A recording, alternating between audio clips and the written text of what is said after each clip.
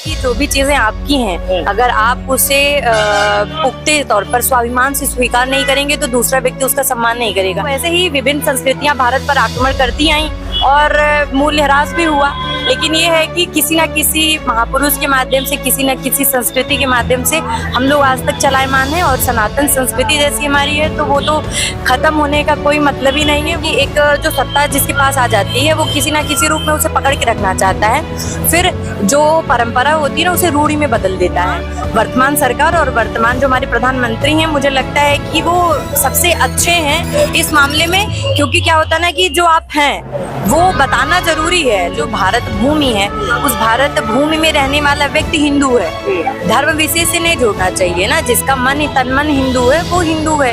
तो हिंदुत्व एक तरीके से भाव है, उसे धर्म से जोड़ना बहुत गलत होगा। मुझे लगता है कि पृथ्वीराज चौहान एक बार जब हराए गजनवी को तो दोबारा 16-17 बार जब वो हराते गए और माफ करते गए, माफ नहीं करना है।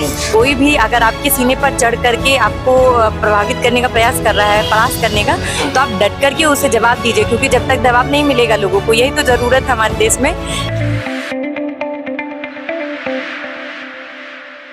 आप क्या कहना चाहेंगे, जैसे अब लोकसभा चुनाव आने वाले हैं, आप देखते हैं राहुल गांधी, नरेंद्र मोदी, और दिल्ली में आप स्टूडेंट हैं तो अरविंद केजरीवाल, तो आपको क्या लगता है, क्या देखते हैं कि कैसी राजनीति चल रही है इस समय दिल्ली की? राजनीति में तो काफी चीजें गुमफित हैं। बहुत कुछ कमेंट मुझे लगता है कि करने से बचना चाहिए। बाकी वैसे मुझे व्यक्तिगत तौर पर बीजेपी पसंद है, तो मुझे लगता है कि अच्छा कार्य कर रहे हैं वो लोग, आना चाहिए उन्हें। हाँ, आगे करेंगे भी। भारतीय संस्कृति को बहुत ख्याल रख रहे हैं वो लोग। हमारी जो परंपराएं रही हैं या हमारा जो इतिहास रहा उसे पुनर्लिखित करने का प्रयास कर रहे हैं वो लोग। तो मुझे लगता है कि ऐसी पार्टी को चुनना चाहिए, क्योंकि वो शिक्षा हो गया या जो हमारे मूल्य हैं, हमारी जो पद्धतियां रही हैं, उन सबको वो लोग पुनर्जीवित करने का प्रयास कर रहे हैं। तो आप राजनीति की जो स्तर है, राजनीतिक स्तर को लेकर क्या कहेंगे? मतलब स्तर कैसे? जैसे राजनीतिक स्तर गिरता जा रहा है, जो एक दूसरे में छींटाकशी होती है, गाली गलौज तक हो जाती है। हाँ, वो नहीं होना चाहिए, क्योंकि हर चीज एक मर्यादित स्तर पर होनी चाहिए। वो एक तरीके से जो भी हमारे प्रत्याशी होते हैं चुनाव में, वो बहुत बड़ी जनसंख्या के प्रतिनिधि होते हैं, तो बहुत जरूरी है कि वो अपनी भाषा की मर्यादा रखें, क्योंकि आप इतनी बड़ी जनता को रिप्रेजेंट कर रहे हैं और अगर आप इस तरीके की भाषाओं का प्रयोग करेंगे तो, क्योंकि यही लोग हैं जिनकी छवि प्रतिबिंबित होती है समाज में, और जैसा नेता रहेगा उसको फॉलो करने के वैसे लोग होते हैं। तो अच्छा नेता होना इसलिए जरूरी है ताकि आपको जो फॉलो करे, क्योंकि कभी कभी होता है ना कि ऐसे कि बहुत सारे ऐसे लोग होते हैं कि जिन्हें मुझे लगता है कि फॉलो नहीं करना चाहिए, नहीं वैसे लोगों को चुनाव में आना चाहिए। फिर भी बहुत सारे लोग। आपको क्या लगता है कि नरेंद्र मोदी के आने के बाद ही हिंदू जो संस्कृति उसको बढ़ावा मिला, पहले से क्या हिंदू संस्कृति को बढ़ावा नहीं मिला? चीजें रहती हैं, जैसे क्या होता है कि बहुत सारी चीजें होती है हमारे आसपास में, हमारे अगल बगल चीजें रहती तो हैं, लेकिन ध्यान दिलाना होता है कि ये चीजें जरूरी हैं। क्यों जरूरी हैं? जरूरी इसलिए कि जो भी चीजें आपकी हैं, अगर आप उसे पुख्ते तौर पर स्वाभिमान से स्वीकार नहीं करेंगे तो दूसरा व्यक्ति उसका सम्मान नहीं करेगा। हमारी भारतीय संस्कृति है कि बोला जाता है कि आर्यभट्ट ने शून्य दिया। हमारी संस्कृति है जहाँ पर नारियों को एक समान अधिकार थे। आपको याद होगा जो कामशास्त्र हमारे यहाँ लिखा गया था, उनकी मतलब मुझे नाम भूल रहा है ऋषि का, तो जब डिबेट हुई ना, तो डिबेट जब हो रहा था तो उनमें 2 ऋषि थे, शंकरानंद जी थे और एक कोई और थे, शंकराचार्य जी। तो उसमें मुझे शायद मंडन मिश्र थे, हाँ उनकी पत्नी थी।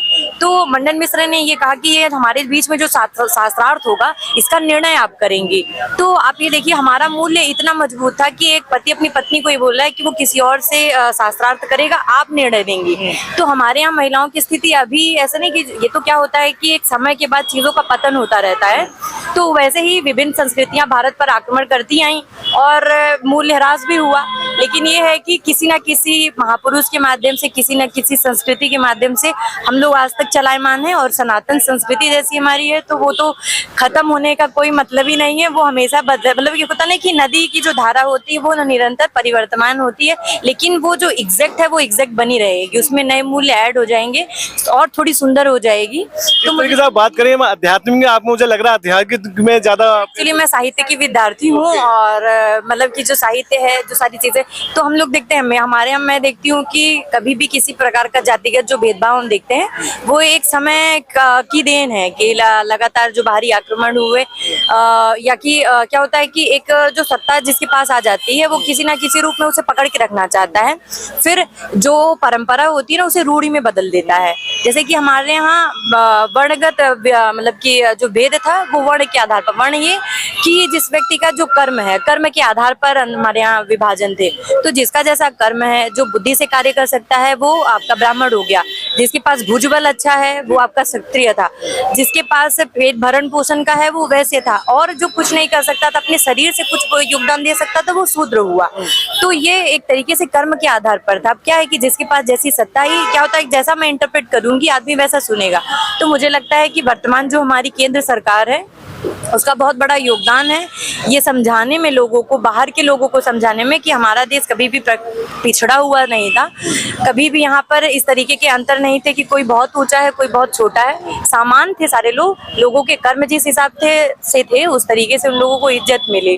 तो मुझे लगता है कि वर्तमान सरकार के बहुत सारे ऐसे प्रयास हैं। मैं खुद बहुत सी संस्थाओं से, जैसे सेवा भारती संस्था में जुड़ी हुई हूँ, तो मैं देखती हूँ कि किस प्रकार से जो हमारे समाज में सेक्स वर्कर्स हैं उन लोगों के लिए उत्कर्ष करके योजना चलती है, अपराजिता करके योजना चला रहे हैं। जो दिल्ली की पिछड़ी बस्तियां हैं जिन पर किसी का ध्यान नहीं जाता, उस पर इन सभी लोगों का पूरा ध्यान है कि वहाँ के भारत के 18 राज्यों से पिछड़े जो बच्चे हैं जिनको मतलब की शिक्षा वो सपना हो सकती है उनकी, लेकिन वो लोग जुड़े हुए हैं लगातार उनको बढ़ाने के लिए।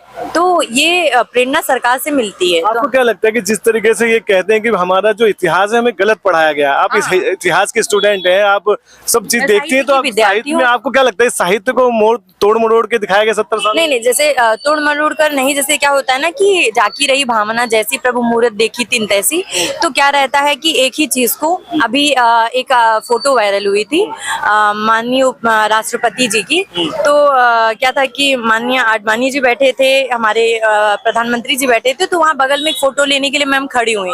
तो क्या रहता है कि वो एक फोटो के लिए था, जबकि उनकी एक बड़ी कुर्सी सम्मानित तौर पर रखी गई थी। लेकिन क्या है कि लोग सरकार विशेष को या व्यक्ति विशेष को गलत प्रूव करने के चक्कर में कुछ भी दिखाते हैं, जबकि वो सत्यता नहीं है, वो अगले ही क्षण गलत मतलब कि प्रूफ हो जाएगी, लेकिन लोग प्रयास करते हैं। तो मुझे लगता है कि बहुत सारी चीजें हैं, लोगों को ख्याल रखनी चाहिए। और हाँ, वर्तमान सरकार और वर्तमान जो हमारे प्रधानमंत्री हैं, मुझे लगता है कि वो सबसे अच्छे हैं इस मामले में, क्योंकि क्या होता है ना कि जो आप हैं वो बताना जरूरी है, लोगों को ये समझना। क्योंकि ऐसे मैं एक ब्राह्मण परिवार से मैं आती हूँ, तो एक समय ऐसा था कि जब मुझे लगता था कि मुझे नहीं बोलना चाहिए कि मेरा नाम रिया त्रिपाठी है, क्यों? क्योंकि कहीं किसी की भावना आहत ना हो जाए। लेकिन ये क्या होता है, ये आपको एक गलत तरीके से ना, आपको एक तरीके से इंडोक्ट्रिनेशन आपके भीतर धीरे धीरे ये किया जाता है कंडीशन आपको कि ये चीज गलत है, जबकि ऐसा कैसा आप साहित्य की स्टूडेंट, साहित्य में आप इसलिए देखेंगे कि दिखाया जाता है जो पंडित है वो मतलब बहुत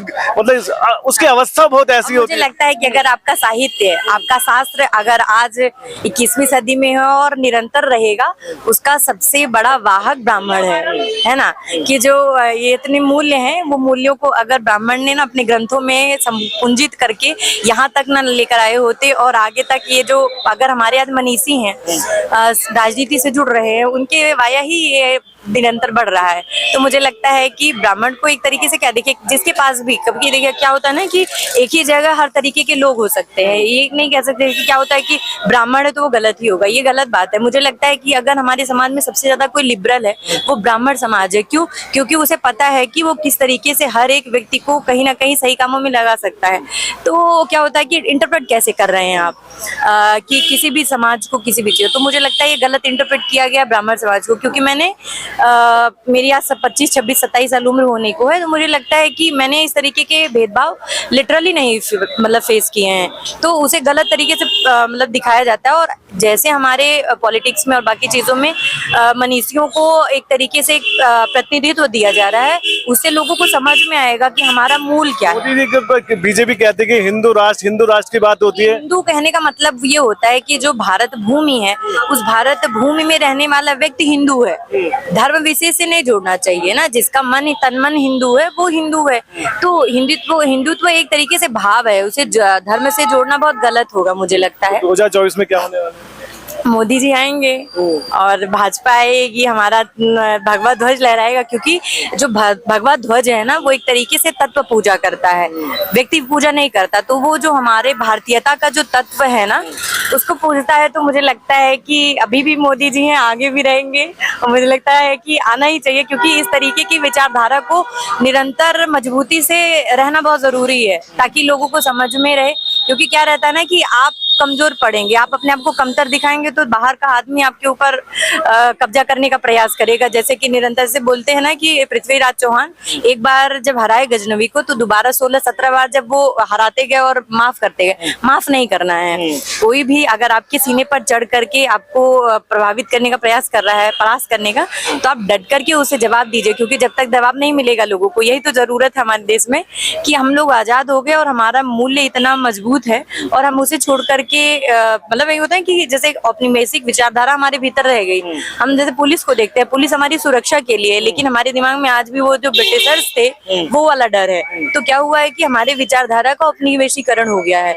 तो उससे मुझे लगता है कि सुधारने का प्रयास ये सरकार कर रही है, तो मुझे लगता है सपोर्ट तो करना ही। चलते बहुत लंबी बात हो गई आपसे, एक बार चलते लास्ट क्वेश्चन ये है कि आप युवाओं को कैसे प्रेरित करेंगी कि वोट डालने युवा नहीं जाते? नहीं, मुझे लगता है जरूर जाना चाहिए, क्योंकि हमारा जो मौलिक अधिकार है मतदान, ये जरूर मतलब बहुत जरूरी है, ताकि आप अगर जाएंगे तो सही व्यक्ति का चुनाव हो पाएगा और जो हमारा समाज है वो निरंतर विकास के क्रम में आगे बढ़ता रहेगा। तो मुझे लगता है हर एक युवा को चुनाव में जब मतलब भागीदारी अपनी जैसे भी वो कर सके, अगर वो उसे लगता है कि विचारधारा उसके मतलब कि उसकी अपनी है तो उसे उस तरीके से प्रसारित करना चाहिए और लोगों को ये बताना चाहिए कि आपके अधिकार क्या हैं और कैसे आप एक सही प्रत्याशी का चुनाव करके बहुत कुछ अच्छा, बहुत कुछ सुंदर कर सकते हैं। बहुत बहुत धन्यवाद। साहित्य के स्टूडेंट है, आपका भविष्य उज्जवल हो। बहुत बहुत धन्यवाद। आपकी आवाज आपके साथ, सीधे ग्राउंड जीरो से रियल रिपोर्ट देखने के लिए सब्सक्राइब करें हमारा चैनल 24 प्रेस।